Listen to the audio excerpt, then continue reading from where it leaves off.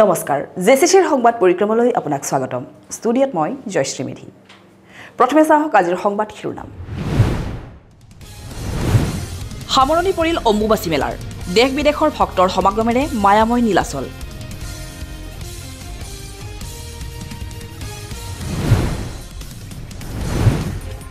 জাগিৰোডৰ শিলভঙাত প্ৰশাসনৰ উচ্ছেদ অভিযান ভাঙি দিয়া হল ৰেল বিভাগৰ ভূমিৰ বেদখলকৃত গৃহ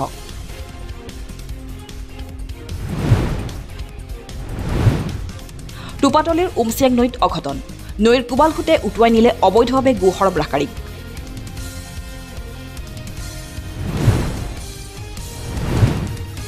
জাগিৰোডৰ ইন্দিৰানগৰ প্ৰাথমিক বিদ্যালয়ত কৃত্ৰিম বান ছাত্ৰ ছাত্ৰীয়ে ভুগিছে দুৰ্ভোগ কৰ্তৃপক্ষক ব্যৱস্থা গ্ৰহণৰ আহ্বান এতিয়া চাওক বাতৰি বিস্তৃত ৰূপত সামৰণি পৰিল নীলাচলৰ ইতিহাস প্ৰসিদ্ধ মহা অম্বুবাচী মেলাৰ শনিবাৰৰ পৰা 4 দিনীয়াকৈ শক্তিপীঠ কামাখ্যা দেৱালয়ত অনুষ্ঠিত অম্বুবাচী মেলাত সমাগম হয় দেশ বিদেশৰ লাখ লাখ ভক্তৰ সমান্তৰালভাৱে অদ্ভুত বেশভূষাৰে দেৱালয় প্ৰাংগণত সমাগম হোৱা সাধু সন্তই আকৰ্ষণ কৰে দৰ্শনাৰ্থীক দিনে নিশাই ঘটা জনশ্ৰুত মায়াময় কৰি তোলে নীলাচলৰ বুকু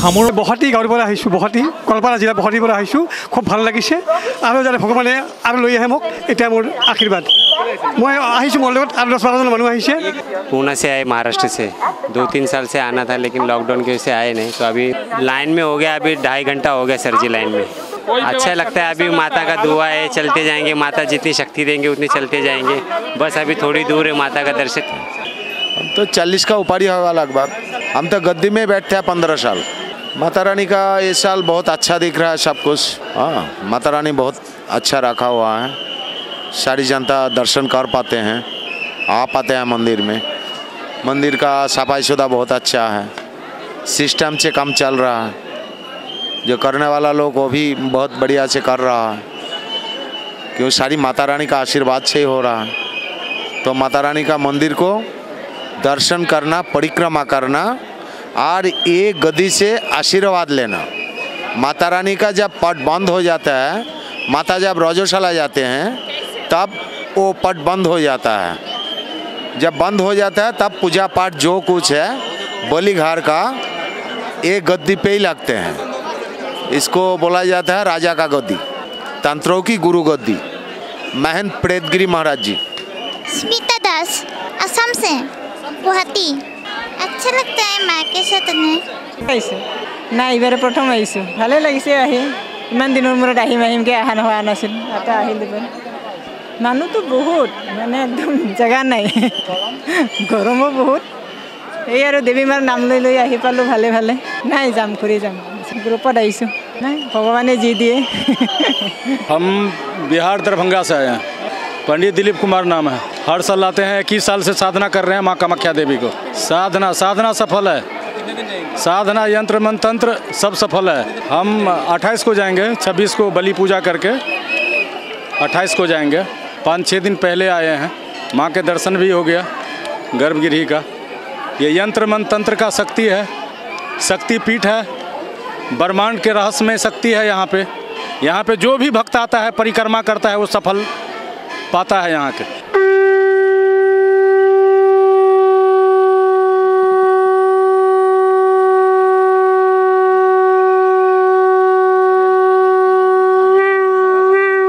ঢেকিয়াজুলিৰ পৰা আহিছোঁ তেজপুৰ ঢেকিয়াজুলি নাই এইবাৰে ফাৰ্ষ্ট আহিছোঁ বহুত ভাল লাগিছে মায়ে মাতিছে ইমান দিনৰ পাছত গৰমটো আছে এইটোতো থাকিবই মাৰ কৃপা ভালকৈ আহিলোঁ বহুত ভিৰ থাকিম মাৰ দৰ্শন কৰিম পিছত যাম মই দূৰ নৈ গোৱালপাৰা জিলাৰ দূৰ নৈৰ পৰা প্ৰতি বছৰ যোৱা বছৰ আহিছিলোঁ এইবাৰ 10 বছৰতকৈ বেছি মানুহ পাইছোঁ আজি খুব ভাল লাগিছে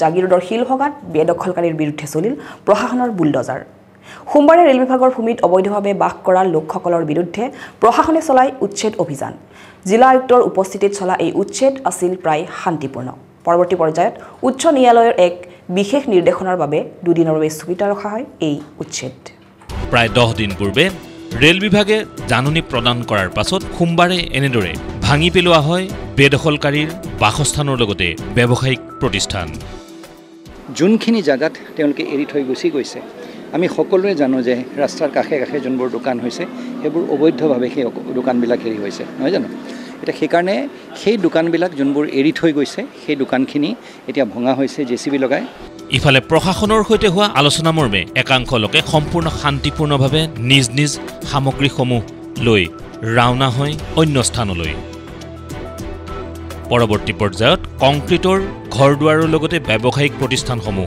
ভাঙি পেলোৱা হয় জেচিবিৰে কিন্তু এইখিনিতে এটা কথা অত্যন্ত গুৰুত্বপূৰ্ণ কাৰো ঘৰত সোমাই এটা এনেকুৱা ধৰণৰ পৰিৱেশ এটা হোৱা নাই আৰু আপুনি চাওক প্ৰায় 10,000ৰ অধিক মানুহক এটা ইভিকশ্যনৰ অৰ্ডাৰ এটা আহিছে সম্পূৰ্ণ শান্তিপূৰ্ণভাৱে তেওঁলোকক কথাখিনি বুজাই পেলাই এটা বুজা পৰাৰ মাজত এইখিনি কাম কৰা হৈছে সেইকাৰণে সুন্দৰকৈ বস্তুটো হৈ গৈছে আমি তেওঁলোকক কোঅপাৰেশ্যন দিয়াৰ বাবে আমি ধন্যবাদ জনাইছোঁ আনহাতে সোমবাৰে আবেলিয়ে গুৱাহাটী উচ্চ ন্যায়ালয়ে জাৰি কৰা এক নিৰ্দেশনাৰ পিছতে বৃহস্পতিবাৰ পৰ্যন্ত সাময়িকভাৱে স্থগিত ৰখা হয় এই উচ্ছেদ পৰৱৰ্তী শুনানিৰ পাছতে পুনৰ সিদ্ধান্ত লোৱা হ'ব বুলি জানিবলৈ দিলে জিলা আয়ুক্ত দেৱাশিষ শৰ্মাই আমি এটা কোৰ্টৰ ষ্টে অৰ্ডাৰ মানে আমি হেৰিলৈকে আকৌ শুনানি দিছে আপোনাৰ বৃহস্পতিবাৰলৈকে বৃহস্পতিবাৰত আকৌ শুনানি হ'ব আৰু তাৰপিছত আমি আকৌ আহিম খালি এষাৰ কথা মই ক'ব বিচাৰিছোঁ এই ষ্টে অৰ্ডাৰটো তেওঁলোকে যাতে সম্পূৰ্ণভাৱে এইটো স্থগিত হোৱা বুলি নাভাবে ইয়াত যাতে তেওঁলোকে ঘৰ দুৱাৰ আকৌ বনাবলৈ আৰম্ভ নকৰে যদি ঘৰ দুৱাৰ বনাবলৈ আৰম্ভ কৰে তেতিয়াহ'লে বিধিগতভাৱে তেওঁলোকৰ বিৰুদ্ধে যি ব্যৱস্থা ল'ব লাগে সেইটো লোৱা হ'ব আজি নহ'লে কাইলৈ এইটো অবৈধভাৱে ইয়াত থকা হৈছে আজি নহ'লে কাইলৈ সেই অৰ্ডাৰটো চৰকাৰে পাবই সেইকাৰণে এই বুলি ভাবি যে আজি এই ষ্টে অৰ্ডাৰটো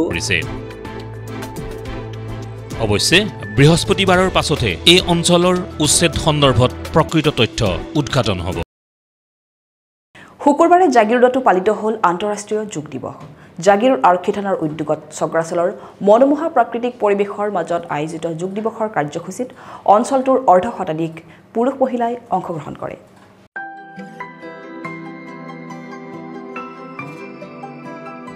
শুকুৰবাৰে আন্তঃৰাষ্ট্ৰীয় যোগ দিৱস উপলক্ষে জাগিৰোডতো দেখা গ'ল ব্যাপক উৎসাহ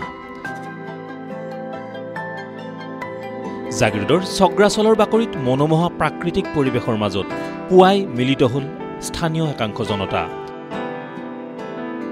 জাগিৰোড আৰক্ষী থানাৰ উদ্যোগত আয়োজিত যোগ দিৱসৰ এই কাৰ্যসূচীত জাগিৰোড নাগৰিক সমিতিৰ কৰ্মকৰ্তাসকলেও সহযোগিতা আগবঢ়ায় স্থানীয় যোগ গুৰু কল্পনা গোস্বামীৰ তত্ত্বাৱধানত সম্পন্ন হোৱা যোগ সাধনৰ কাৰ্যসূচীত প্ৰায় অৰ্ধশতাধিক পুৰুষ মহিলাই অংশগ্ৰহণ কৰে সৰ্বে সন্তু নিৰাময়া সৰ্বে ভদ্ৰাণি পশ্যন্তু যোগৰ জৰিয়তে প্ৰতিগৰাকী ব্যক্তিকে শাৰীৰিক মানসিকভাৱে সুস্থ সবল হৈ থাকিবলৈ আহ্বান জনায় জাগিৰোড আৰক্ষী থানাৰ ভাৰপ্ৰাপ্ত বিষয়া ভদ্ৰেশ্বৰ পেগুৱে আজি 10ম আন্তঃৰাষ্ট্ৰীয় যোগ দিৱস আমি সকলোৱে জানো সো এইবাৰৰ আন্তঃৰাষ্ট্ৰীয় যোগ দিৱসৰ থিম হৈছে নিজৰ আৰু সমাজৰ বাবে যোগ সো এই উপলক্ষে আমি জাগিৰোড থানাৰ সমূহ কৰ্মীবৃন্দই লগতে জাগিৰোড অঞ্চলৰ ৰাইজক লগত লৈ আমি এটা সুন্দৰ পৰিৱেশত এয়া আমাৰ চক্ৰাচল পাহাৰ খুব এটা সুন্দৰ পৰিৱেশ এই পৰিৱেশত আমি আজিৰ এই যোগ কাৰ্যসূচীত অংশগ্ৰহণ কৰিলোঁ আমাক আজি এই যোগ কাৰ্যসূচীত যোগগুৰু আমাৰ জাগিৰোডৰে শ্ৰীমতী কল্পনা গোস্বামী বাইদেৱে আমাক যোগ শিক্ষা দিলে আমাৰ কৰ্মীবৃন্দই খুব আপ্লুত হৈছে খুব বেনিফিট হৈছে বুলি কৈছে আৰু খুব এটা পজিটিভ বহুত নজনা কথা আমি শিকিলোঁ যে আমি জানো যে আমি আৰক্ষীৰ লোকসকলে সদায় কামত থাকোঁ অন ডিউটিত থাকোঁ ষ্ট্ৰেছত থাকোঁ সদায় বহুত প্ৰেছাৰ থাকে আমাৰ ওপৰত এয়াই মেছেজ দিব বিচাৰোঁ যে আমি ভাৰতবৰ্ষৰ প্ৰত্যেকে মানুহে জানো আমাৰ বুৰঞ্জী আমাৰ প্ৰাচীনে কয় যে যুগৰ দ্বাৰা যুগ যুগ ধৰি আমাৰ ঋষি মুনিসকলৰ দিনৰ পৰা আমি অসাধ্য সাধন কৰি আহিছোঁ এই যি ধৰণে আমাৰ বৰ্তমান আধুনিক যুগৰ প্ৰভাৱ পৰিছে মোবাইল ইণ্টাৰনেটৰ যুগত আমাৰ প্ৰেছাৰ পৰিছে ষ্ট্ৰেছ পৰিছে বেমাৰ আজাৰ বেছি হৈছে কৰোণাৰ নিচিনা ডাঙৰ ডাঙৰ বেমাৰ হৈছে তেনে ক্ষেত্ৰত আমি বিকল্প একোৱে নাই যোগা কৰিবই লাগিব আৰু তাৰ দ্বাৰাহে আমি নিজকে ফিট ৰাখিব পাৰিম ঘৰখন ফিট ৰাখিব পাৰিম সমাজখন ফিট ৰাখিব পাৰিম গোটেই দেশখন ফিট ৰাখিব পাৰিম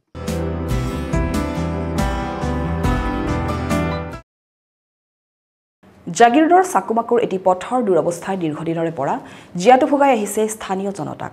নিৰ্মাণ কাৰ্যত ঠিকাদাৰৰ গাফিলতিৰ বাবে সামান্য এজাক বৰষুণতে বোকা পানীৰে উপচি পৰে পথটো আৰু স্তব্ধ হৈ পৰে যাতায়াত ব্যৱস্থা। বিভাগীয় কৰ্তৃপক্ষক বাৰম্বাৰ বিষয়টো সন্দৰ্ভত অৱগত কৰাৰ পিছতো কোনো ব্যৱস্থা গ্ৰহণ নকৰাৰ অভিযোগ ৰাইজৰ।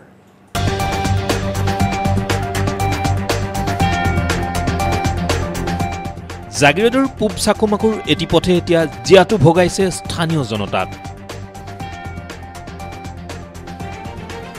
2020 চনতে এগৰাকী ঠিকাদাৰে পথটি পুনৰ নিৰ্মাণৰ বাবে ঠিকা লাভ কৰাৰ পাছত স্থানীয় অন্য এগৰাকী লোকৰ সহযোগত পথটি নিৰ্মাণৰ কাম আৰম্ভ কৰে যদিও লোকজনক কেইবা লক্ষ টকা দিবলৈ বাকী থকাত কাম আধাতে সামৰিবলৈ বাধ্য হয় লোকজনে।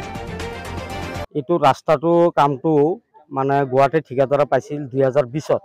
পোৱাৰ পিছত মোক মানে লগ ধৰি কিনে কৈছে যে কামটো আপুনি উঠাই দিয়ক। তাৰপিছত 2 বছৰ ভালে ভালে কামটো কৰিলে। কৰাৰ পিছত মানে এতিয়া মানে ঠিকাদাৰে আপোনাৰ 2 বছৰ আৰু ফোনটো ৰিচিভই নকৰে। মই মোটামুটি তাৰ পৰা পইচা পাব আছো। তাৰপিছত কালভাৰটোৰ কাৰণে ইমান ৰিস্ক হৈছে আৰু মানে ল'ৰা ছোৱালী কোনো স্কুলত যাব নোৱাৰে। তাৰপিছতে ৰাইজে পুৰা গৰম হৈছে। পৰৱৰ্তী পৰ্যায়ত এই সমগ্ৰ বিষয় লোক নিৰ্মাণ বিভাগৰ অভিযন্তা ৰঞ্জিত শইকীয়াই অৱগত হোৱাত পুনৰ 9 লাখ টকা আবণ্টন দিম বুলি প্ৰতিশ্ৰুতি দি কাম কৰাই যদিও এই পৰ্যন্ত কোনো ধন মুকলি কৰি নিদিয়াৰ অভিযোগ অভিযন্তাগৰাকীৰ বিৰুদ্ধে।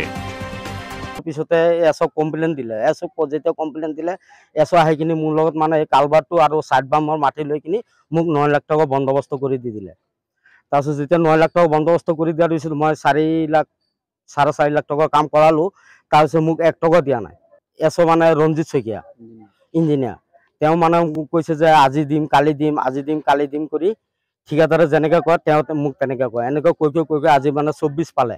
এতিয়া ৰাইজৰ মানে কি ঠিকাদাৰৰ নাম এনে দত্ত বুলি মই জানো, এয়া গুৱাহাটীত।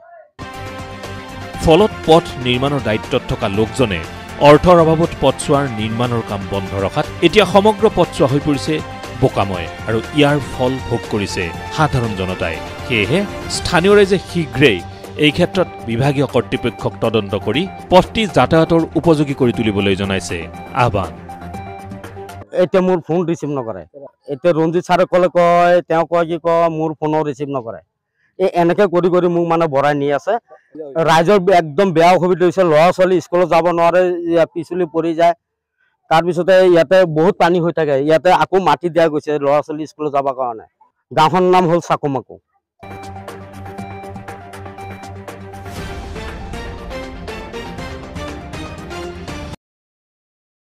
বিগত প্ৰায় এসপ্তাহ ধৰি জাগিৰোডৰ এখন প্ৰাথমিক বিদ্যালয় কৃত্ৰিম বানৰ কবলত। বিদ্যালয় চৌহদত সৃষ্টি হোৱা এই বানৰ বাবে এতিয়া কণ কণ শিক্ষাৰ্থীয়ে পাঠ গ্ৰহণত সন্মুখীন হৈছে যথেষ্ট সমস্যাৰ। সেয়েহে এই কৃত্ৰিম বানৰ সমস্যাৰ স্থায়ী সমাধান বিচাৰিছে শিক্ষক শিক্ষাৰ্থীয়ে। বিগত এসপ্তাহ ধৰি কৃত্ৰিম বানৰ কবলত জাগিৰোডৰ এখন বিদ্যালয় ইন্দিৰানগৰ প্ৰাথমিক বিদ্যালয়ৰ শিক্ষক শিক্ষাৰ্থীৰ মাজত সৃষ্টি হৈছে আহুকলীয়া পৰিস্থিতিৰ। বিগত কিছুদিন ধৰি হৈ থকা নেৰানেপেৰা বৰষুণে বুঢ়াই পেলাইছে বিদ্যালয়ৰ চৌহদ। ফলত পাঠদানৰ ক্ষেত্ৰত সৃষ্টি হৈছে যথেষ্ট সমস্যাৰ। বিদ্যালয় চৌহদ যথেষ্ট চাপৰ হোৱাৰ লগতে পানী নিষ্কাশনৰ উপযুক্ত নলা নথকাৰ বাবে দুৰ্ভোগ ভুগিছে কণ কণ ছাত্ৰ ছাত্ৰীয়ে। সেয়ে শীঘ্ৰেই বিদ্যালয় কৰ্তৃপক্ষক চৌহদ উন্নয়ন সাধনেৰে পৰিকল্পিত নলা নিৰ্মাণ কৰি ছাত্ৰ ছাত্ৰীক কৃত্ৰিম বান সমস্যাৰ পৰা সকাহ দিবলৈ আহ্বান শিক্ষক শিক্ষয়িত্ৰীৰ।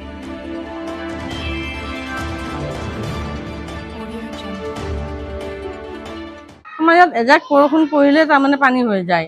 এতিয়া যোৱা ৰাস্তাও নাই, এফালেও বন্ধ আছে, ওখ হৈছে। এতিয়া পানী জমা হৈ থাকে। এতিয়া ল'ৰা ছোৱালীৰ কাৰণে অহা যোৱা কষ্ট হৈছে, শিক্ষকৰ কাৰণে কষ্ট হৈছে। আমিতো তথাপিও আহি আছোঁ, ল'ৰা ছোৱালীও আহি আছে। এতিয়া ইমান ল'ৰা ছোৱালী নাহে আৰু পানীৰ কাৰণে ভয় কৰে। এতিয়া কি কৰা যায়, এইখিনি ব্যৱস্থাটো কৰিলে ভাল হ'ব আৰু। তাৰমানে কি হ'ল, আমাৰ স্কুলৰ বিল্ডিং যিখন আছে সেইখন পুৰণা হোৱাত অলপ ৰাস্তা ওখ হৈ গ'ল, বিল্ডিংটো চাপৰ হৈ গ'ল। চাপৰ হোৱাত পানীখিনি গোটেইখিনি ৰাস্তাৰ হওক, বৰষুণ পৰিলে ৰাস্তাৰ পানী বা ফিল্ডৰ পানী গোটেইখিনি স্কুলত সোমাই।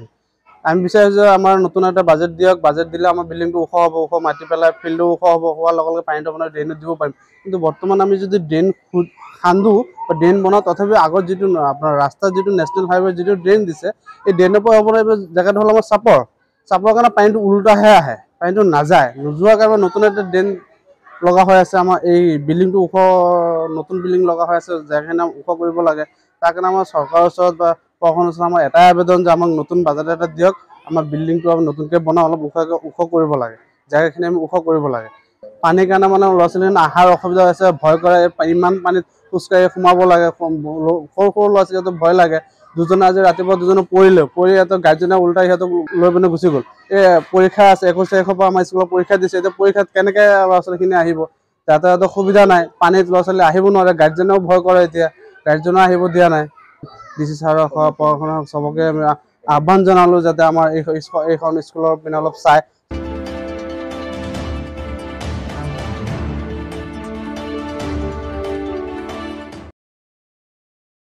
মঙলবাৰে টোপাতলিৰ উমচিয়াং নৈত সংঘটিত হয় এক শোকাবহ ঘটনা। অবৈধভাৱে নৈৰে গো সৰবৰাহ কৰিবলৈ যোৱা ছফিকুল আলী নামৰ লোকজনক নৈৰ সৈতে উটুৱাই লৈ যায়। লোকজনৰ সন্ধানত SDRF বাহিনীয়ে অভিযান চলাইছে যদিও উদ্ধাৰ কৰিব পৰা নাই মৃতদেহটো। টোপাতলিৰ উমচিয়াং নৈত অঘটন। অবৈধভাৱে গো সৰবৰাহ কৰিবলৈ গৈ মৃত্যু হ'ল এজনৰ। খৰস্ৰোতা উমচিয়াং নৈৰ কবালহতে উটুৱাই নিলে লোকজনক। লোকজন কাহিকুছিৰ ছফিকুল আলী ওৰফে ফাদাৰ বুলি জানিব পৰা গৈছে। মঙলবাৰে পুৱাৰ ভাগতে সংঘটিত হয় এই মৰ্মান্তিক ঘটনাটি। গৰু ডকাব আহিছিলে, গৰু নদী দি পাৰ কৰাব খুজিছিলে, গৰু পাৰ কৰিব খুজিছিলে। তাৰপিছত কি হ'ল? গৰু পাৰ কৰিব খুঁজোতে তাৰমানে কেতিয়া যে আপোনাৰ হেৰি হ'লে আমি গম নাপাওঁ। কেতিয়া গম পালে আপোনাৰ? যেতিয়া আমি ৰাতিপুৱা 8:30 বজাত গম পাইছোঁ। কাৰ লগত আহিছিলে? কাৰ লগত আহিছিলে এতিয়া লগকেইজনেতো এতিয়া নামে নকয় কাৰ লগত আহিছিলে। ইফালে অসমৰ পৰা মেঘালয় নি আছিলে গৰুকেইটা? অসমৰ পৰা মেঘালয় লৈ আছিলে। পানীয়ে উটুৱাই নিলে? সিহঁতেতো কৈছে এতিয়া পানীয়ে উটুৱাই লৈ গৈছিল বুলি কৈছে, এইখিনি নমাইছিলে বুলি। কেইটা গৰু আছিলে? গৰু জনে প্ৰতি বোলে 2টা গৈ থাকে। জানিব পৰা অনুসৰি নিখোজ হোৱা লোকজন দীৰ্ঘদিনৰে পৰা অবৈধ গো সৰবৰাহৰ সৈতে জড়িত আছিল। সুদীৰ্ঘদিনৰ পৰা অসমৰ পৰা মেঘালয়লৈ এটি বিশেষ পথেৰে অবৈধভাৱে গৰু সৰবৰাহ কৰি আহিছিল এটা চক্ৰই। কওকচোন কি হৈছিল দাদা? আমি ভালকৈ নাজানো। আপোনাৰ কি হয়? মোৰ ভনীজন আহে। কি নাম আছিলে? ছফিকুল ইছলাম। কি হৈছিলে, কি বুলি শুনিছে? শুনা পাইছো গৰু পাৰ কৰি নিওঁতে আৰু কিবা মানুহটো নাপাত্তা হৈ গ'ল। কেতিয়া হৈছিলে ঘটনাটো? কেতিয়া শুনা মতনে পাইছো যে আজি 3টা বজাত না 4টা বজাত ৰাতিপুৱা। তাৰমানে নানাজনে নানান কথা কৈ থাকে। এজনে কয় ৰাতিপুৱা গৈছে, এজনে কয় 3টা বজাত গৈছে। ইফালে অসমৰ পৰা মেঘালয় গৰু লৈ যাই আছিলে। তাৰপিছত পানী উটুৱাই লৈ গ'ল। পানী উঠাই লৈ গ'ল না কি হ'ল মানে ভালকে শুনা পোৱা নাই। আৰু লগত মানুহ নাছিলে নেকি? মানুহ বোলে আৰু আছিল নেকি 10জন মানুহ। মঙলবাৰেও পাহাৰৰ লুংলুঙীয়া এই পথটিৰে গৰু সৰবৰাহ কৰি নৈখন পাৰ কৰি মেঘালয়লৈ নিয়াৰ অৱস্থাতেই নৈৰ কবালখতে উটুৱাই লৈ যায় লোকজনক। পৰৱৰ্তী পৰ্যায়ত ক্ষেত্ৰী আৰক্ষীয়ে সমগ্ৰ ঘটনাৰ উমান পাই SDRF বাহিনীৰ সহায়ত উদ্ধাৰ অভিযান আৰম্ভ কৰে যদিও উদ্ধাৰ কৰিবলৈ সক্ষম হোৱা নাই লোকজনৰ মৃতদেহ। ইয়াত মানে কিবা গৰু সৰবৰাহ কৰা মানুহ বুলি কয়। গৰু সৰবৰাহ ৰাস্তাটো পাৰ কৰোঁতে কালি এজন মানুহ ইয়াৰ পৰা সন্ধানহীন হোৱা বুলি কয়। আমাক এটা নিৰুদ্দেশ সম্পৰ্ক দিয়াত আমি আহি চালোঁ। ইয়াত অচিময়ৰ নিৰ্দেশমৰ্মে আমি NDRF বিচাৰি আছোঁ। এতিয়ালৈকে কোনো সন্ধান উলিয়াব পৰা নাই। কেইটামান বজাত হৈছিল ঘটনাটো? পুৱতি নিশা বুলি ক'লে সিহঁতৰ ঘৰৰ মানে, পুৱতি নিশা। মানুহজনৰ নাম কিবা আলি বুলি ক'লে, এইটো কনফাৰ্ম মই এতিয়া চাই আছোঁ কিবা ক'লে। আজি আলি বুলি ক'লে কিবা নামটো ক'লে। মই এতিয়া আমি SDRF আহিছে, এতিয়া চাই আছোঁ। অবৈধ গো সৰবৰাহ কৰিবলৈ গৰু খেদিব যোৱা বুলি গম পাইছোঁ। তাতে উটুৱাই লৈ যায়। উটুৱাই লৈ যোৱাৰ ফলত আমাৰ দাদাক আজি গোটেই দিনটোৱে বিচাৰ খোচাৰ কৰিলোঁ, নাপালোঁ। গতিকে কোনোবাই যদি খবৰ পায় যে আমাৰ লগত যোগাযোগ কৰিব, আমাৰ নাম্বাৰ 7896755972 এই নাম্বাৰ যাতে যোনে খবৰ পায় আমাক যদি এই নাম্বাৰ যোগাযোগ কৰে, যে যোগাযোগ কৰিলে সিহঁতৰ কাৰণে। মহম্মদ ছফিকুল আলী। আমি গম পাওঁ যে আমাৰ ভতিজা মোৰ দাদাৰ ল'ৰা শুনামতে গৰু খেদিব যায়, মানে অকাল মৃত্যু হ'ল এই পাহাৰৰ নদীত। এতিয়া আমি গম পোৱাতে সোধা পোছা অন্ততঃ এতিয়া চলি আছে। ক্লিয়াৰলি ক'ব পৰা নাই যে বেপাৰী কোন, হয়তো আমি গম পাম পিছত। আৰু সেই হিচাপে থানাত এখন এজাহাৰ দিয়া হৈছে থানাৰ সহায় যদি হয় সোনকালে ওলাই যাব কাৰ গৰু কি কথাৰ কাৰণে গৈছে তেখেত কিন্তু বেপাৰী নহয় কৰ্মচাৰী আমি এইটো জানো যে গৰু খেদিব মাজে মাজে যায় বুলি আমাৰ ঘৰত মানে এই বিষয়ে তৰ্কাতৰ্কি হয় বাধাও কৰা হৈছে কেইবাবাৰো মাজে মাজে কেতিয়াবা যায় গৈ আমি গম নাপাওঁ কিন্তু আজি হঠাতে যেতিয়া শুনিলোঁ ৰাতিপুৱা 6টা বজাত যে তেখেত তেনেকুৱা ধৰণৰ এটা গৰু খেদিব যায় ঘটনা এটা হ'ল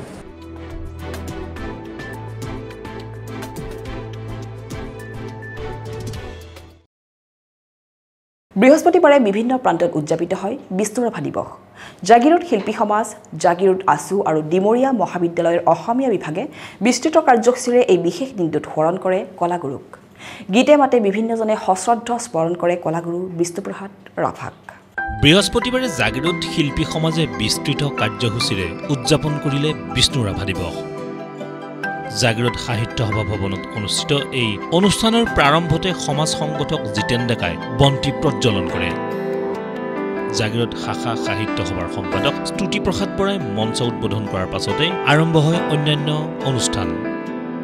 অনুষ্ঠানত বিশিষ্ট কবি ৰাজমণি শইকীয়া প্ৰমুখ্যে কেইবাগৰাকীও জাগিৰোড অঞ্চলৰ বিশিষ্ট ব্যক্তি উপস্থিত থাকি কলাগুৰুৰ জীৱন আৰু কৰ্মৰাজি সন্দৰ্ভত বক্তব্য আগবঢ়ায় এই কাৰ্যসূচীতে জাগিৰোড শিল্পী সমাজৰ শিল্পীসকলে গীত মাত পৰিৱেশন কৰি কলাগুৰুলৈ সশ্ৰদ্ধ প্ৰণিপাত জনায়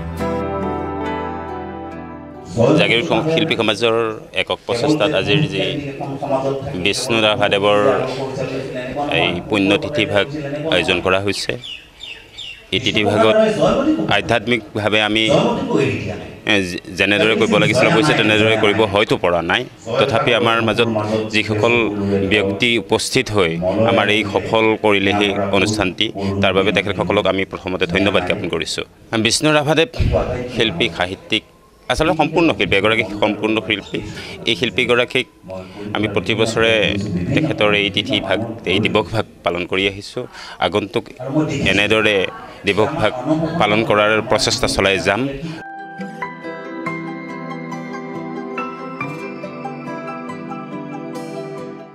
জাগিৰোড আঞ্চলিক ছাত্ৰ সন্থা জনগোষ্ঠীয় সাংস্কৃতিক ঐক্য মঞ্চৰ মৰিগাঁও জিলা সমিতি আৰু স্বেচ্ছাসেৱী সংস্থা অৰ্পিতাৰ সৌজন্যত বৃহস্পতিবাৰে জাগিৰোড কলা মন্দিৰত আয়োজন কৰা হয় কলাগুৰু বিষ্ণুপ্ৰসাদ ৰাভাৰ স্মৃতি দিৱস স্মৃতি দিৱসৰ সৈতে সংগতি ৰাখি বিয়লি অনুষ্ঠিত হয় এক শ্ৰদ্ধাঞ্জলি অনুষ্ঠান এই শ্ৰদ্ধাঞ্জলি অনুষ্ঠানত কেইবাগৰাকীও বিশিষ্ট ব্যক্তিয়ে অংশগ্ৰহণ কৰি কলাগুৰু বিষ্ণুপ্ৰসাদ ৰাভাৰ জীৱন আৰু কৰ্মৰাজি সন্দৰ্ভত আলোকপাত কৰে আনহাতে এই কাৰ্যসূচীতে কলাগুৰুৰ কেইবাটিও যুগজয়ী গীত পৰিৱেশনেৰে কলাগুৰুৰ প্ৰতি শ্ৰদ্ধা নিবেদন কৰা হয়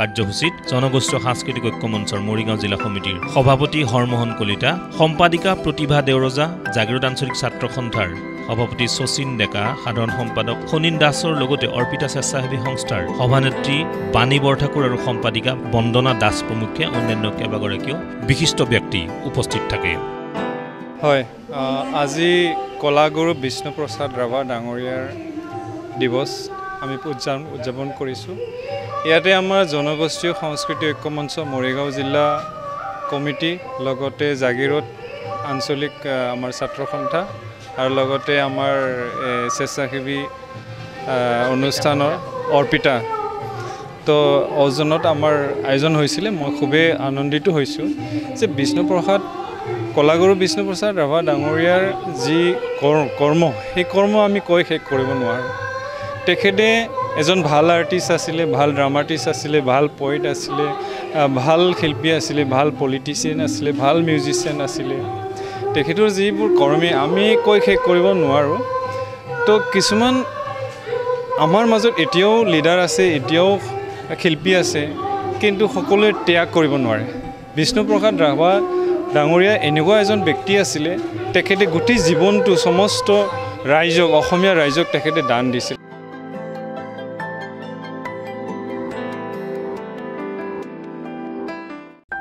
বৃহস্পতিবাৰে ৰাজ্যজুৰি উদযাপিত হয় কলাগুৰু বিষ্ণুপ্ৰসাদ ৰাভা দিৱস ব্যতিক্ৰম নহ'ল ডিমৰীয়া মহাবিদ্যালয়।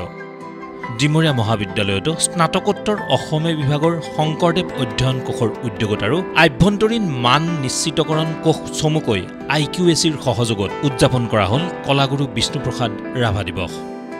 সমবেত সংগীত আৰু বন্তি প্ৰজ্বলনেৰে আৰম্ভ হোৱা কাৰ্যসূচীত বিষ্ণুপ্ৰসাদ ৰাভাৰ প্ৰতিচ্ছবিত শ্ৰদ্ধাঞ্জলি জ্ঞাপন কৰাৰ লগতে ৰাভাৰ জীৱন আৰু দৰ্শনৰ বিষয়ত আলোকপাত কৰে কেইবাগৰাকীও বিশিষ্ট ব্যক্তিয়ে।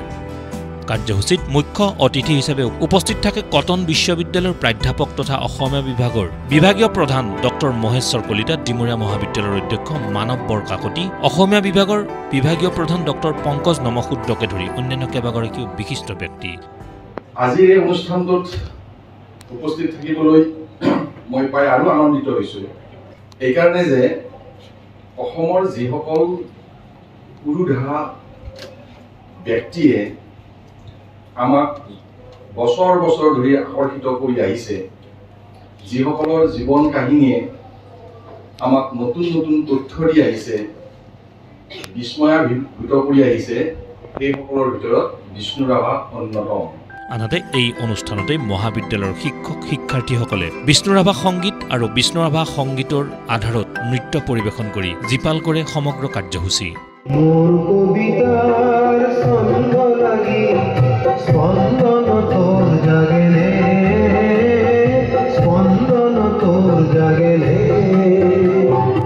তুমি হাৰে আছা, হাৰে আছে আৰু জাগ্ৰত জনতা নিদ্ৰাবিহীন ৰাতি। নাহৰ ফুলে নোখোৱাই তগৰ ফুলে খুৱাব, তগৰ ফুলে নোখোৱাই কপৌ ফুলে খুৱাব। আজি 20 জুন সমগ্ৰ অসমতে আজি বিষ্ণুপ্ৰসাদ ৰাভাৰ মৃত্যু তিথিটো পালন কৰা হৈছে।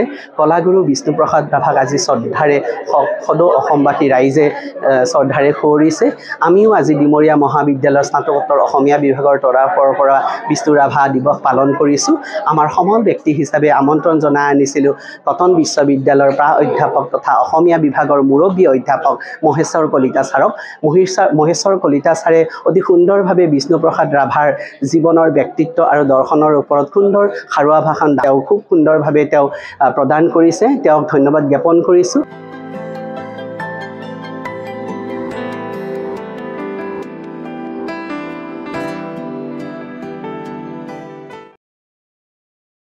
জাগিৰোডৰ মকৰিয়াৰ দেবেন পাটৰ নামৰ এগৰাকী ক্ষুদ্ৰ চাহ খেতিয়কৰ প্ৰশংসনীয় পদক্ষেপ। আনুষ্ঠানিক প্ৰশিক্ষণ অবিহনে উন্নত জাতৰ ড্ৰেগন ফলৰ খেতি কৰি এতিয়া দৃষ্টি আকৰ্ষণ কৰিছে বহুজনৰ। এই সন্দৰ্ভত চাওক আমাৰ এক বিশেষ প্ৰতিবেদন।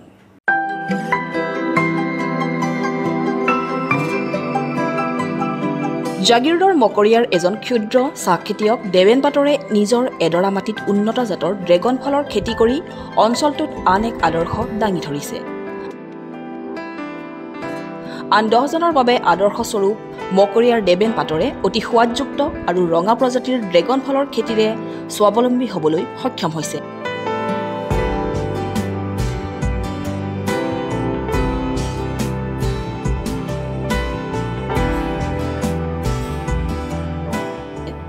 দেবেন পাটৰৰ এইডৰা ড্ৰেগন ফলৰ খেতি এতিয়া চালে চকুৰোৱা হৈ পৰিছে।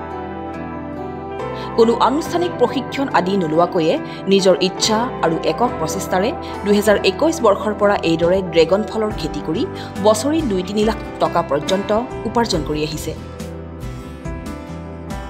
এতিয়ালৈকে মৰিগাঁও জিলাৰ কৃষি বিভাগৰ পৰা অলপো সঁহাৰি লাভ নকৰা ক্ষুদ্ৰ চাহ খেতিয়কজনে ড্ৰেগনৰ উৎপাদন কৰি স্থানীয় বজাৰৰ লগতে গুৱাহাটী মহানগৰীৰ বজাৰো দখল কৰিবলৈ সক্ষম হৈছে। কোনো উদ্যোগী কৃষকে যদি বিচাৰে তেনেহলে এই উন্নত প্ৰজাতিৰ ড্ৰেগন খেতিৰ বাবে লোকজনৰ পৰা পুলিও লাভ কৰিব পাৰিব। উল্লেখযোগ্য যে মকৰিয়াৰ দেবেন পাটৰে প্ৰায় 20 বিঘা নিজা ভূমিত চাহ খেতি কৰিও অঞ্চলটোৰ বাবে আদৰ্শ হৈ পৰিছে। মোৰ নাম দেবেন পাটৰ। জাগা টুকুৰা হ'ল মানে মকৰিয়া। ইয়াতে মানে ড্ৰেগন খেতি অলপ মানে কৰা হৈছে। এই ড্ৰেগন খেতিটো ধৰক এতিয়া ৰাইজে অলপ আদৰি লৈছে। এইবাৰ মানে অলপমান খৰাঙৰ কাৰণে অলপ মানে ডাউন হ'ল, লাভৱান হৈছোঁ।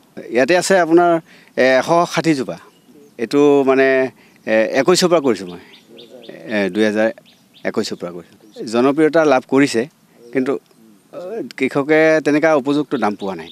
কাৰণ কৃষকে যিটো পাব লাগিছিলে সেইটো মানে বজাৰত তেনেকুৱা হিচাপত পোৱা নাই ইয়াতো মই ধৰক গুৱাহাটীতো লৈ যাওঁ আৰু জাগিৰোডতো দিওঁ আৰু ৰহাতো দিওঁ অসমৰ বিভিন্ন ঠাইলৈকে তেনেকুৱা হিচাপত হেৰি কৰিব পৰা নাই কাষ্টমাৰবিলাক আহি থাকে দূৰ দূৰণি আহি থাকে এনে ধৰক এটা বগা বুলি কয় এটা বগা আৰু এটা পিংক কালাৰ এইটোতো একদম মানে মই ৰঙাটোৱে কৰিছোঁ তাৰমানে সোৱাদ মই পুলিও বিক্ৰী কৰোঁ কাৰোবাক যদি লাগে তেতিয়াহ'লে মানে এইটো যোগাযোগ কৰিলে আপুনি পাই যাব 21ৰ পৰা আৰম্ভ কৰিছোঁতো 21তো ধৰক এতিয়া হিচাপত ল'ব নালাগে 22ৰ পৰা ল'লে 22 23 এতিয়া 24 23 ধৰি লওক 23ৰ পৰা এইটো সোমাইছে এতিয়া ধৰক বছৰে 1.5-2ৰ পৰা আহি যায় আৰু মানে কি এইটো খেতি কৰি নেকি স্বাৱলম্বী হ'ব পাৰিব আমাৰ যুৱকবিলাকে যদি অলপ চিন্তা কৰি যদি কাম কৰে প্ৰশিক্ষণ মই লোৱা নাই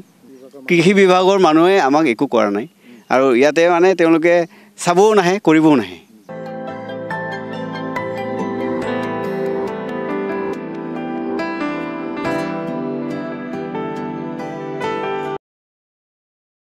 এতিয়া চাওক এটা বিশেষ খবৰ জাগিৰোড আৰক্ষী আৰু নাগৰিক সমিতিৰ সৌজন্যত বুধবাৰে জাগিৰোড কলা মন্দিৰত নতুন অপৰাধ আইন 2023 সন্দৰ্ভত এখন সজাগতা সভা অনুষ্ঠিত হয় নাগৰিক সমিতিৰ সভাপতি প্ৰবীণ কুমাৰ ডেকাৰ সভাপতিত্বত অনুষ্ঠিত সভাত মুখ্য অতিথি হিচাপে মৰিগাঁও জিলাৰ আৰক্ষী অধীক্ষক হেমন্ত কুমাৰ দাস উপস্থিত থাকি নতুন আইনখনৰ সন্দৰ্ভত বহলাই ব্যাখ্যা আগবঢ়ায় উল্লেখযোগ্য যে উক্ত নতুন আইনখনৰ অধীনত অন্তৰ্ভুক্ত কৰা তিনিখন সৰল আইন হৈছে ভাৰতীয় ন্যায় সংহিতা 2023 ভাৰতীয় নাগৰিক সুৰক্ষা সংহিতা 2023 আৰু ভাৰতীয় সাক্ষ্য অধিনিয়ম 2023 অহা 1 জুলাইৰ পৰা কাৰ্যকৰী হোৱাকৈ প্ৰণয়ন কৰা উক্ত আইনৰ জৰিয়তে ভুক্তভোগীসকলে অধিক কম সময়ৰ ভিতৰতে ন্যায় লাভ কৰিবলৈ সক্ষম হ'ব বুলি জানিবলৈ দিয়ে আৰক্ষী অধীক্ষকগৰাকীয়ে আমাৰ অহা 1 জুলাইৰ পৰা আমাৰ গোটেই যিখিনি অপৰাধ আইন আছিলে এই আইনসমূহ সংশোধন কৰা হৈছে সকলোৱে জানে নতুন আইনৰ ব্যৱস্থা ৰখা হৈছে এই নতুন আইনসমূহ বলবৎ হ'ব আমাৰ বিশেষভাৱে আমাৰ IPC CRPC আৰু ইণ্ডিয়ান এভিডেন্স এক্ট এই তিনিখন আইন ইতিমধ্যে সলনি কৰি তিনিখন নতুন আইন বনোৱা হৈছে ভাৰতীয় ন্যায় সংহিতা ভাৰতীয় সুৰক্ষা সংহিতা আৰু ভাৰতীয় সাক্ষ্য অধিনিয়ম এই তিনিখন আইনৰ মতে এতিয়া আমাৰ গোটেই বিচাৰ ব্যৱস্থা আমাৰ আৰক্ষীৰ কাম কাজ পৰিচালিত হ'ব অহা 1 জুলাইৰ পৰা আৰু তাৰ কাৰণে আমি সজাগতামূলক সভা কিছুমান অনুষ্ঠিত কৰিছোঁ বিভিন্ন ঠাইত আমি ইয়াতে আজি জাগিৰোডত ইয়াত নাগৰিক কমিটি আমাৰ গাঁওৰক্ষী বাহিনীসমূহ আছে ইয়াৰ বিশিষ্ট ব্যক্তিসকলক নিমন্ত্ৰণ কৰি আমি আইনখনৰ বিষয়ে আলোচনা কৰিছোঁ আৰু এই আইনত কিছুমান মানে সিটিজেন সেন্ট্ৰিক বা ভিক্টিম সেন্ট্ৰিক কিছুমান ব্যৱস্থা ৰখা হৈছে সুচল কৰা হৈছে যাতে ৰাইজে সঠিক দিশত ন্যায় পায় তাৰ কাৰণে ব্যৱস্থা ৰখা হৈছে এই কথাবিলাক ৰাইজে জনাটো ভাল আৰু ইয়াতে EFIR ব্যৱস্থা ৰখা হৈছে আৰু 0 FIR ব্যৱস্থা ৰখা হৈছে গতিকে নতুন নতুন যিবিলাক জনসাধাৰণক প্ৰভাৱান্বিত কৰিব পৰা মানে আইনৰ ধাৰা সন্নিৱিষ্ট কৰা হৈছে তাৰ বিষয়ে আলোচনা কৰা হৈছে আৰু ৰাইজে সহায় দিছে ৰাইজে ভাল পাইছে জাগিৰোড আৰক্ষী থানাৰ ভাৰপ্ৰাপ্ত বিষয়া ভদ্ৰেশ্বৰ পেগুৱে উদ্দেশ্য ব্যাখ্যা কৰা সভাত অসম সৌৰভ বঁটা প্ৰাপক নাদিৰাম দেউৰীক সম্বৰ্ধনা জনোৱা হয় লগতে সভাখনত সদ্যঘোষিত উচ্চতৰ মাধ্যমিকৰ চূড়ান্ত পৰীক্ষাত জাগিৰোডৰ শ্ৰীনিবাস একাডেমীৰ কৃতি ছাত্ৰী ৰিয়া ডেকা আৰু নগাঁও ৰামানুজন জুনিয়ৰ কলেজৰ কৃতি ছাত্ৰী সৃষ্টি কন্দৰ্বকো বিশেষভাৱে সম্বৰ্ধনা জনোৱা হয় সজাগতা সভাখনত জ্যেষ্ঠ নাগৰিক জিতেন্দ্ৰ কুমাৰ ডেকা জুৰসিং বৰদলৈ জাগিৰোড উন্নয়ন প্ৰাধিকৰণৰ অধ্যক্ষ দিব্যজিৎ নেওকাদি উপস্থিত থাকে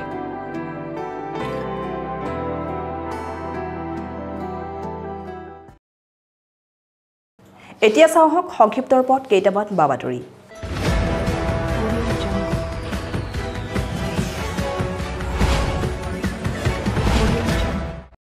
সোণাপুৰৰ চকুৰিপাৰাত বন্যহস্তীৰ উপদ্ৰৱ শনিবাৰে নিশা পাহাৰৰ পৰা নামি অহা দুটাকৈ বন্যহস্তীয়ে উপদ্ৰৱ চলাই অঞ্চলটোৰ সুৰেন ফাংচো নামৰ লোকজনৰ গৃহত বন্যহস্তী প্ৰৱেশ কৰি লণ্ডভণ্ড কৰে বাসগৃহ খাই তহিলাং কৰে ভঁৰালৰ ধান লগতে বিনষ্ট কৰে পৰিয়ালটোৰ সা সম্পত্তি কথমপি প্ৰাণ ৰক্ষা পৰিয়ালটিৰ। উল্লেখ্য যে অঞ্চলটোত প্ৰায় বন্যহস্তী উপদ্ৰৱ চলাই আহিছে যদিও বন বিভাগে এই ক্ষেত্ৰত কোনো গুৰুত্ব প্ৰদান নকৰাৰ অভিযোগ স্থানীয় ৰাইজৰ। হয়, ৰাতিপুৱা প্ৰায় ৩টামান বজাত দুটা হাতী আহি আজি মই বাসগৃহত প্ৰৱেশ কৰি এই ঘৰটো লণ্ডভণ্ড কৰি যায়। লগতে অলপ ধানো আছিলে, তাতো খাই মেলি হাতীবিলাক ওলাই পেলাই ৰাস্তাইদি গুচি যায়। আজি কেইবছৰমান আগৰ পৰা যে হাতীকেইটা ইয়াত প্ৰায় তেনেকুৱা ঘৰ বাৰী ভাঙি উৎপাত কৰি আছে, কিন্তু ফৰেষ্টাৰে কোনো ব্যৱস্থা লোৱা নাই। এই ক্ষেত্ৰত যাতে বিভাগীয় কৰ্তৃপক্ষই ব্যৱস্থা লয়, সেয়ে মোৰ ফালৰ পৰা অনুৰোধ জনালোঁ। এই ক্ষেত্ৰত বিভাগীয় বা চৰকাৰৰ ফালৰ পৰা অলপ সাহাৰ্য দিলে ভাল হয়, যাতে মোৰ বাসগৃহটো ভাঙি থৈ গ'ল আৰু লগতে মইতো থকা জেগাখিনি নাই তেনেকুৱা।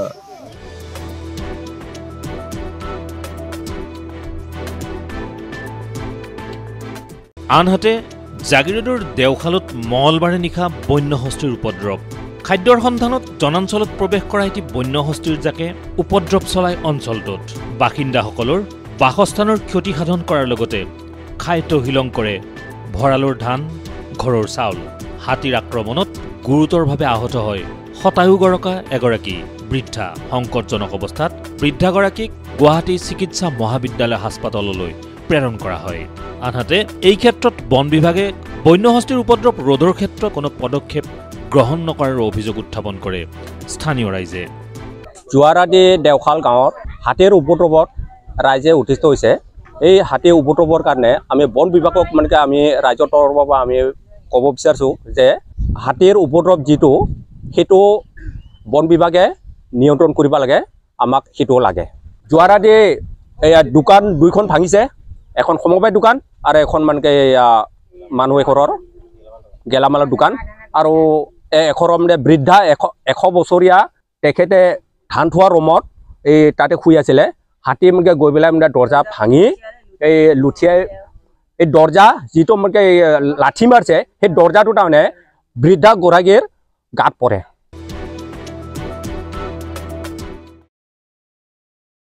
জাগিৰোডৰ শিলভঙাৰ উচ্ছেদস্থলীত ঢিঙৰ বিধায়ক আমিনুল ইছলাম আৰু চেঙাৰ বিধায়ক আশ্ৰাফুল হুছেইন। মঙলবাৰে উচ্ছেদ হোৱা লোকসকলৰ অৱস্থাৰ বুজ ল'লে দুই বিধায়কে। জাগিৰোডৰ শিলভঙাৰ ৰেলৱে ভূমিত বসবাস কৰা লোকসকলক উচ্ছেদ কৰাত অসম চৰকাৰে পক্ষপাতিত্বৰ অভিযোগ দুই বিধায়কৰ। আমি ইয়াত আহি যেটো গম পালোঁ, কালি যেটো উচ্ছেদ হৈছে এইটো অমানৱীয় হৈছে, আৰু ইয়াতে ৰেলৱেৰ কাৰণে এই মাটিটো ৰেলৱে ডিপাৰ্টমেণ্টৰ পৰা নটিচ আহিছিল, কিন্তু ইয়াত ৰেল লাইন ইয়াত চালু হৈ থকা নাই। ৰেল লাইনটো ইয়াৰ পৰা প্ৰায় 1 কিলোমিটাৰ আঁতৰি দি গৈছে, আৰু ইয়াতে যেতিয়া কুৱেৰী পাথৰৰ কুৱেৰী আছিল, কুৱেৰীৰ মাল নিবলৈ ইয়াতে এটা ৰেলৱে লাইন এক্সটেণ্ড কৰা হৈছিল ইয়াৰ পৰা মেইন লাইনৰ নিয়াৰ কাৰণে। এতিয়া বহুত দিন আগৰ পৰা কুৱেৰীও বন্ধ হ'ল, ইয়াত ৰেলৰ কোনো চলাচলো নাই। এইটো ৰেল লাইনৰ এটা পৰিত্যক্ত ভূমি। আৰু এটা আচৰিত কথা আমি পালোঁ যে ইয়াত আমাৰ বিভিন্ন জাতি জনগোষ্ঠীৰ লোক আছে, বিভিন্ন ধৰ্মাৱলম্বী লোক আছে, কিন্তু ইয়াত এভিকশ্যন কৰোঁতে পক্ষপাতিত্ব কৰা হৈছে। নিৰ্দিষ্ট ধৰ্মৰ নিৰ্দিষ্ট জনগোষ্ঠীৰ লোকক তেওঁলোকৰ ঘৰ দুৱাৰ ভাঙা হ'ল, আৰু কিছুমান জনগোষ্ঠীৰ লোকক কোৱা হ'ল যে তোমালোকক আমি যাব নালাগে, আমি তোমালোকৰ ব্যৱস্থা কৰি আছোঁ। গতিকে ইয়াত যে পক্ষপাতিত্ব কৰা হ'ল, এইটো এটা আমি অসম চৰকাৰক গৰিহণা দিছোঁ। আনহাতে এই উচ্ছেদক লৈ ৰাজনৈতিক ষড়যন্ত্ৰ থকাৰ কথাও সংবাদ মাধ্যমক অৱগত কৰে বিধায়কগৰাকীয়ে। জাগিৰোডত যি উচ্ছেদ কাৰ্য, অমানৱীয় উচ্ছেদ আপোনালোকে চকুৰ সন্মুখত দেখিছে। এই বৰষুণ আৰু বানপানীৰ সময়ত এই ধৰণৰ অমানৱীয় উচ্ছেদে মানুহৰ মাজত এক বিভীষিকা নমাই আনিছে। আমি অসম চৰকাৰৰ এই কাৰ্যক ধিক্কাৰ দিছোঁ। অসমত যিসকল ভূমিহীন মানুহ আছে, যিসকল গৃহহীন মানুহ আছে, তেওঁলোকক গৃহ আৰু ভূমিৰ যোগান ধৰাটো ৰাষ্ট্ৰৰ দায়িত্ব আৰু কৰ্তব্যৰ অংশ হিচাপে আমি ভাবোঁ। আৰু সেই সময়ত চৰকাৰে সেই দায়িত্বক পালন নকৰি মানুহক জাতি জনগোষ্ঠী আৰু ধৰ্ম বাছি বাছি যি ধৰণৰ উচ্ছেদৰ নামত উৎপীড়ন গোটেই ৰাজ্যব্যাপী চলাইছে, আমি AIUDF দলে ইয়াক তীব্ৰ ভাষাৰে বিৰোধিতা কৰিছোঁ, গৰিহণা দিছোঁ। আৰু আজি আমি জাগিৰোডৰ ইয়াতে প্ৰায় 1500 পৰিয়ালক যি ধৰণৰ উচ্ছেদ কৰা হৈছে, আমি তেওঁলোকৰ লগত দুখত সমভাগী হ'বলৈ আমি AIUDF দলৰ সজাতি দল ইয়ালৈ। মঙলবাৰৰ দুই বিধায়কৰ এই কাৰ্যসূচীত সংগ দিয়া স্থানীয় কেইবাগৰাকীও দলীয় কৰ্মীয়ে।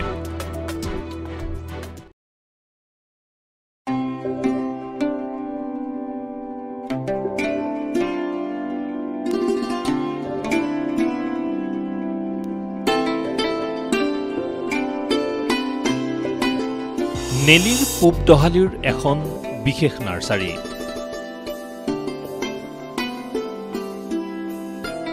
ৰাষ্ট্ৰীয় ঘাইপথৰ এই বিশেষ নাৰ্চাৰীখনে এতিয়া দৃষ্টি কাঢ়িছে বহুজনৰ।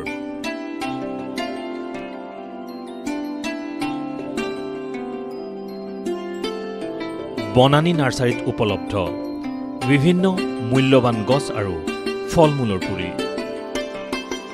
এই দৃশ্য নেলিৰ পূব দহালিৰ ৩৭ নং ৰাষ্ট্ৰীয় ঘাইপথৰ দাঁতিৰ। এগৰাকী কম্পিউটাৰ অভিযন্তাই নাৰ্চাৰী খুলি এতিয়া দেখুৱাইছে আত্মনিৰ্ভৰশীলতাৰ বাট। যুৱকজনৰ নাম নিপজ্যোতি বৰা। কম্পিউটাৰ বিষয়ত BTech ডিগ্ৰী সম্পন্ন কৰি চাকৰিমুখী নহৈ মনোনিৱেশ কৰিলে নাৰ্চাৰীৰ ব্যৱসায়ত। ব্যস্ত হৈ পৰিল বনানী শীৰ্ষক এই বিশেষ নাৰ্চাৰীখনত।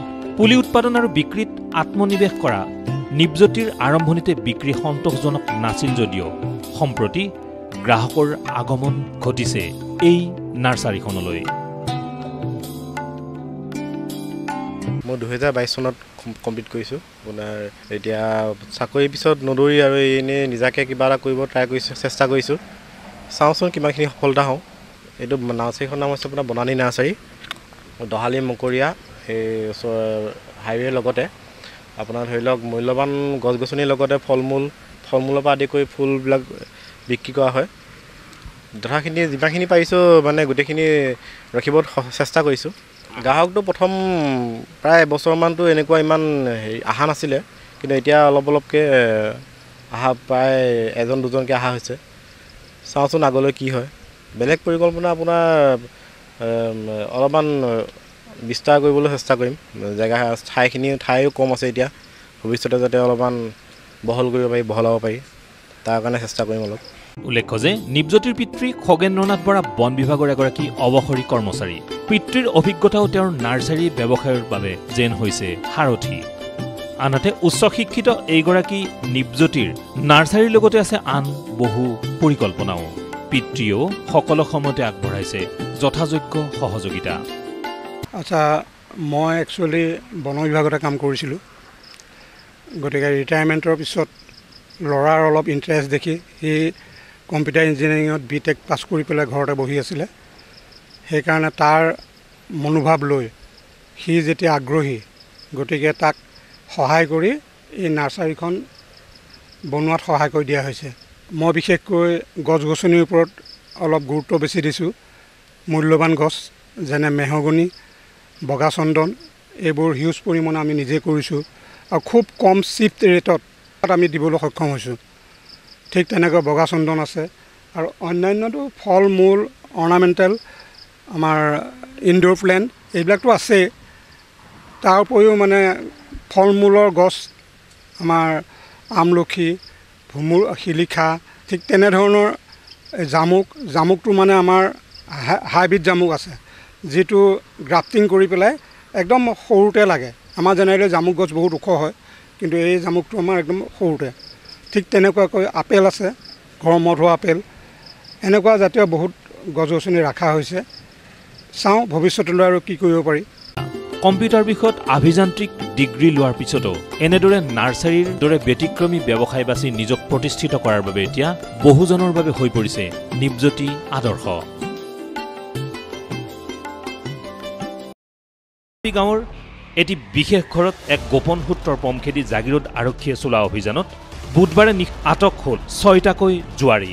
আৰক্ষীয়ে আটক কৰা জুৱাৰীকেইটা জয়নালুদ্দিন, জিয়াৰুল হুছেইন, চুকুৰ আলী, শৰীফুদ্দিন, ইজাৰুল আলী আৰু চিৰাজ হুছেইন।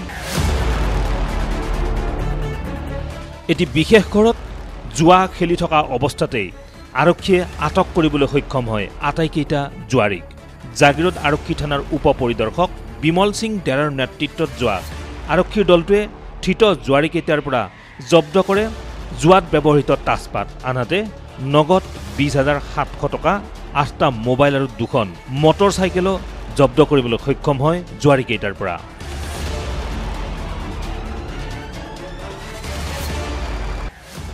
ইতিমধ্যে আটকাধীন জুৱাৰীকেইটাৰ বিৰুদ্ধে গোচৰ ৰুজু কৰি জেল হাজতলৈ প্ৰেৰণ কৰিছে জাগিৰোড আৰক্ষীয়ে। আজি আপোনাৰ জাগিৰোড থানাৰ অন্তৰ্গত গুৰুচা গাঁৱত জাগিৰোড থানাৰ টাউনৰ এজন ল'ৰাৰ ঘৰত জনাবলী নেতৃত্বত এখন বৃহৎ জুৱা খেল চলি আছিলে। চলি থকা সময়ত জাগিৰোড থানাৰ প্ৰশাসনে গোপন সূত্ৰে পম খেদি তেওঁলোকে 6জন জুৱাৰীক তাজপাত সহ প্ৰায় 20,000 টকা তেওঁলোকে হাতেৰে ধৰি তেওঁলোকক কৰায়ত্ব কৰিবলৈ সক্ষম হৈছে। এইটো তাৎপৰ্যপূৰ্ণ বিষয় হৈছে যেহেতু মৰিগাঁও প্ৰশাসনে ঈদৰ আগত 144 ধাৰা ৰুজু কৰাৰ পাছতো কেনেকৈ আপোনাৰ জুৱা খেল বা আপোনাৰ বিভিন্ন ধৰণৰ বাইকবিলাক যিটো অটকলে আছিলে ৰোধ কৰাৰ কাৰণে যিটো চেষ্টা হাতত চলাইছিলে সেইটো আমাৰ জাগিৰোড প্ৰশাসন ব্যৰ্থ হৈছে। গতিকে আমি আপোনালোকৰ সংবাদ মাধ্যমৰ জৰিয়তে জনাব বিচাৰিছোঁ যাতে কলা মাগুৰ যাতে আপোনাৰ ৱাশ্বিং মেচিন বগা হৈ যাতে ওলাই আহিব নোৱাৰে, তাৰ কাৰণে তেওঁক আপোনাৰ প্ৰায় 5-3 মাহ যাতে আপোনাৰ আইনীগুণিত থাকি জেল হাজত থাকিব পাৰে তাৰ ব্যৱস্থা কৰিব লাগে। আপোনাৰ গুণচা গাঁৱৰ নিবাসী জনাৰ নেতৃত্বত গোটেই জুৱা খেলটো চলি আছিলে।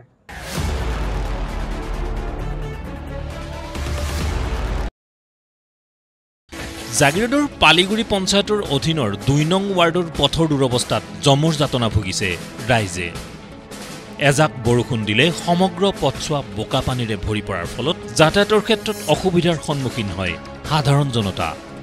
দীৰ্ঘদিনৰে পৰা স্থানীয় জনপ্ৰতিনিধিয়ে উক্ত পথছোৱা মেৰামতিৰ কোনো ব্যৱস্থা গ্ৰহণ নকৰাৰ প্ৰতিবাদত বুধবাৰে ৰাইজে ধৰ্ণা কাৰ্যসূচী ৰূপায়ণ কৰে। যিটো ৰাস্তা যোৱা আপোনাৰ কিছুমান দিন আগত হৈছিলে এইটো কোন পঞ্চায়তৰ কোন প্ৰেচিডেণ্ট ছেক্ৰেটাৰী বছৰ মই নাজানো, XYZ পালিগুৰি পঞ্চায়তৰ আণ্ডাৰত। কিন্তু এই ৰাস্তাটোৰ যিটো বৰ্ড ইয়াত বাবুল কোনোবা নাম লিখা আছে কিন্তু বাবুললৈকে নাই বৰ্ড। বাবুলৰ ঘৰৰ ওচৰত যিটো লিটন কুমাৰ চন্দ্ৰৰ ওচৰত তাত বৰ্ডটো লগোৱা আছে, তাৰ পৰা ভৱেশ দেলৈকে এই ৰুটটো বনাইছে। কিন্তু তেওঁলোকে লোকেশ্যন দেখুৱাই আছে বাবুল দেৰ পৰা বা বাবুলৰ ঘৰৰ ওচৰলৈকে, তাত বৰ্ড লগা নাই। বৰ্ড লগাইছে লিটন কুমাৰ চন্দ্ৰ, ববিতা দে চন্দ্ৰ নামৰ ঘৰৰ ওচৰত বৰ্ড লগোৱা আছে।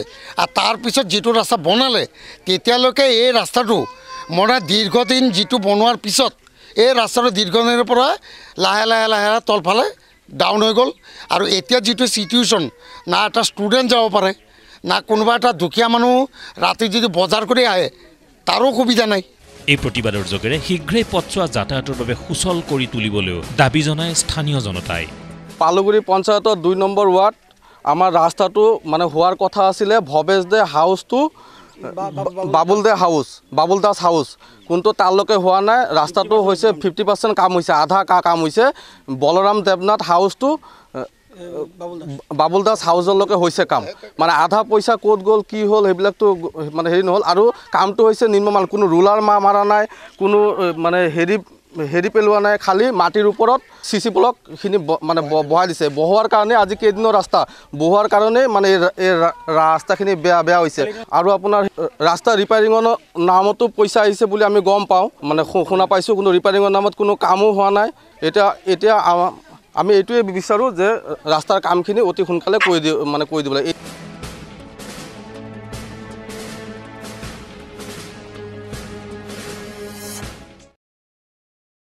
আগন্তুক বৰ্ষৰ 31 জানুৱাৰীৰ পৰা 3দিনীয়া কাৰ্যসূচীৰে জাগিৰোডত অনুষ্ঠিত হ'ব শ্ৰীমন্ত শংকৰদেৱ সংঘৰ মৰিগাঁও জিলা শাখাৰ 48 সংখ্যক বাৰ্ষিক অধিৱেশন। এই উপলক্ষে বুধবাৰে বিভিন্ন দল সংগঠনৰ অনুষ্ঠান প্ৰতিষ্ঠান তথা স্থানীয় ৰাইজক অনুষ্ঠানটি সন্দৰ্ভত অৱগত কৰোৱাৰ উদ্দেশ্যে জাগিৰোড কলা মন্দিৰত এখনি বিশেষ সভা অনুষ্ঠিত হয়। এই বিশেষ সভাত বৃহত্তৰ জাগিৰোড অঞ্চলৰ সৰ্বস্তৰৰ নাগৰিক উপস্থিত থাকি এই বিশাল অধিৱেশনভাগি কেনেদৰে অনুষ্ঠিত কৰিব পৰা যায় সেই সন্দৰ্ভত যোগাত্মক পৰামৰ্শ আগবঢ়ায়। এই অনুষ্ঠানত শ্ৰীমন্ত শংকৰদেৱ সংঘৰ জাগিৰোড সদৰ আঞ্চলিক শাখাৰ সভাপতি পুলিন চেতিয়া, সম্পাদক সুচেন্দ্ৰনাথ ডেকা, অধিনায়ক প্ৰিয়ংকা বৰা প্ৰমুখ্যে অন্যান্য কেইবাগৰাকীও বিশিষ্ট ব্যক্তি উপস্থিত থাকে। জাগিৰোড নাগৰিক সমাজৰ হৈ বিশিষ্ট সমাজসেৱক মনীন্দ্ৰ ডেকা আৰু লক্ষেশ্বৰ কাকতিয়েও অনুষ্ঠানত উপস্থিত থাকি গঠনমূলক দিহা পৰামৰ্শ আগবঢ়ায়। শ্ৰীমন্ত শংকৰদেৱ সংঘৰ মৰিগাঁও জিলা শাখাৰ 48 সংখ্যক বাৰ্ষিক অধিৱেশনভাগী জাগিৰোড সদৰ আঞ্চলিক শাখাক ইয়াতে তেখেতলোকৰ আতিথ্যত ইয়াতে অনুষ্ঠিত হ'ব। আৰু সেই উপলক্ষে আজি নাগৰিক সভা জাগিৰোডৰ নাগৰিক সভাখন আহ্বান কৰা হৈছে আৰু নাগৰিক সভাত বিশিষ্ট নাগৰিকসকলে ইয়াতে সহযোগ কৰিছে সকলোৱে নিজা নিজা বক্তব্য ৰাখিছে আৰু সকলোৱে পৰামৰ্শ দিছে যে জাতি জনগোষ্ঠী সমস্ত জনকে যাতে একেলগ কৰি পেলানি আদৰণি সমিতিখন গঠন কৰি শ্ৰীমন্ত শংকৰদেৱ সংঘৰ যি আদৰ্শ আৰু লক্ষ্য এই যাতে সফল হয় তাৰ কাৰণে সকলোকে বিশ্বাসত লৈ এখন যাতে সবল আদৰণি সমিতি গঠন হয় তাৰ কাৰণে সমস্তজনে আমাক দিহা পৰামৰ্শ দিছে।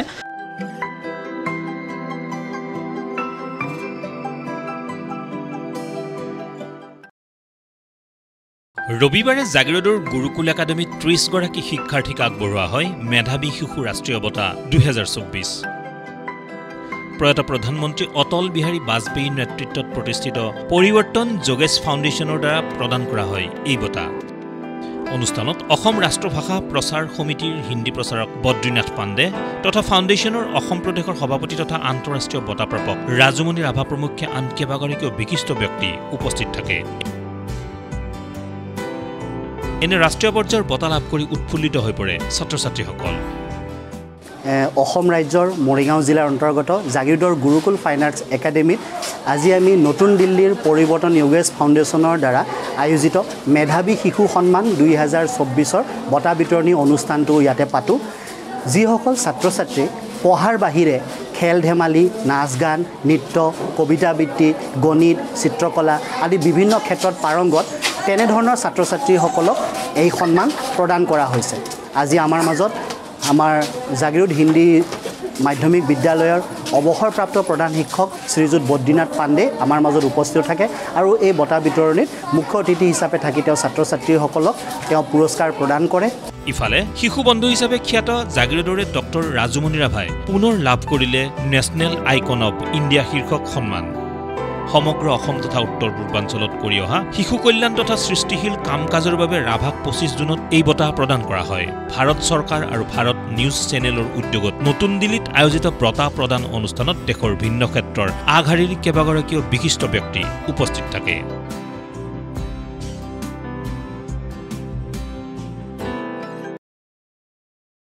আজিৰ সংবাদ পৰিক্ৰমা ইমানতে সামৰিছোঁ।